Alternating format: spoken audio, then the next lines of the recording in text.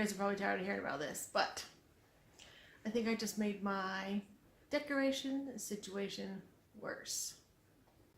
When I went to take the thick gray striped curtain back and get the other gray one, I discovered, well, I remembered that they made one in a tan color, which is practically the color of the wall behind me, which today is actually coming out more correct than it has been.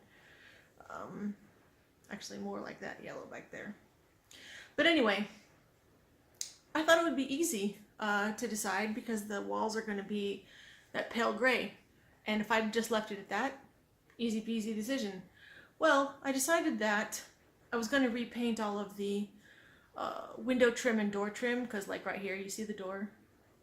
I can't point backwards.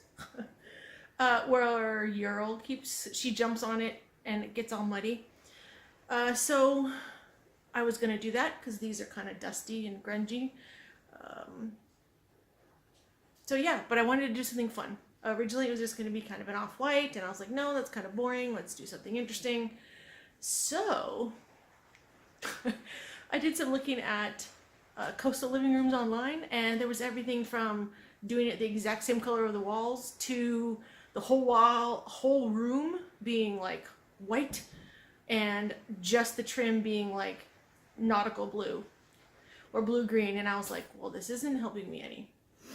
But I realized that most of the room is neutral. I still don't have that pop of color really, except for the oar, and I think maybe eventually furniture. That kind of is as well. Oh, and then there's going to be the accent wall, but there's not a whole, it's still relatively neutral except for kind of a very, very dusky greenish blue. That's neither here nor there. So anyway, I picked up two different colors. The chalk paint company that I'm using now sells little bottles in a semi-gloss, which is what you're going to need for windows and stuff. So I picked this up in steel, and I picked this up in agave, which is the exact same color that I have used already on the oar and on couple of the lines back there. But those have been covered in white wax. So the problem is, until I decide on a curtain, I can't decide on a color, because let me turn this around. The lighting is going to be kind of bad because it's raining outside. So anyway, I can't choose a color till I choose a curtain, because if I choose this one, it'll be all neutrals. Let me see if I can get that fan blade. There we go. Everything will be neutral except for that oar, and a pop of color would be great, but that would be on all the windows. That sounds like an easy solution. But then if I come over here, you can see I put the paint swatches just above in between the curtains to try to get a better idea. Over here, it's still all neutral, but if I have gray curtains and a light gray wall, I'm not going to want a dark gray frame. So again, that makes it sound like it should be an easy decision. I should go with the agave. But I like the idea of a little bit of the window trim being the same color as the wall. It would just be darker because it would be in the steel, which I think would still look okay against the tan curtain, and then that leaves the oar as the only pop of blue rather than the oar and the window being blue. So I need to figure out, I bought both these bottles because I was going to paint each window in one color, because I thought I had made up my mind about the sand curtain.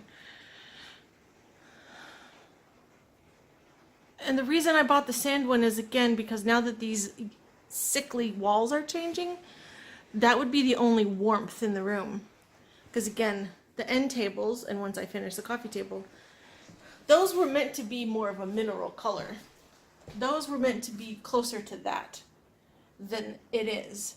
I don't know how it came out such a grayish tone, but it is what it is, which then leaves the curtain the only really warmth in the room. And the natural boards that I'm going to be putting up for the accent wall. Which is why I'm really leaning towards that curtain. Like, really like the way that looks. But here's what's got me thinking about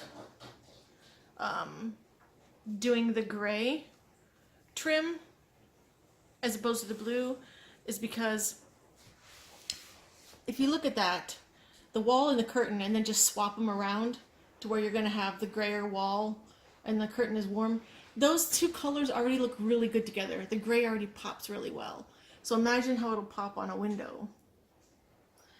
So same could be said with the tan curtain. If it already pops really well with the gray, then the gray would pop really well next to the lighter wall and the tan window. And then again, that just leaves the or as the blue. So anyway, I'm going to right now, since I have two different colored curtains, I'm going to go ahead and I'm going to paint one half of the upper molding and see if I can't get an idea. I kind of wish the walls were already painted. It might make this a little easier. See which works out better. And then, just to make it even more complicated, I'm going to throw a third color at you. Hi, this is Editing Me, and I just realized while I was doing this that the information that I had intended to give you, I recorded everything backwards. I stopped recording when I thought I was recording, and evidently recorded when I didn't think I was recording. So while you enjoy this very unflattering footage from behind the scenes, what I meant to say was that the third color, I was going to go ahead and try the example that is suggested on the back of the sample paint card, the Winter Sky Gray. I'm pretty sure that's what it was called. I'll throw a sample up here. Anyway, I also said that I was going to go into Second Life and try to do some of this on the computer so that we could get some real-time images of what is going on and see if I could get a feel for which one I like best. That video ended up being really long and will just end up being a part 2 video. So I guess here is where I say, if you like this video, give it a thumbs up. Please don't forget to subscribe, and until next time, thanks for watching.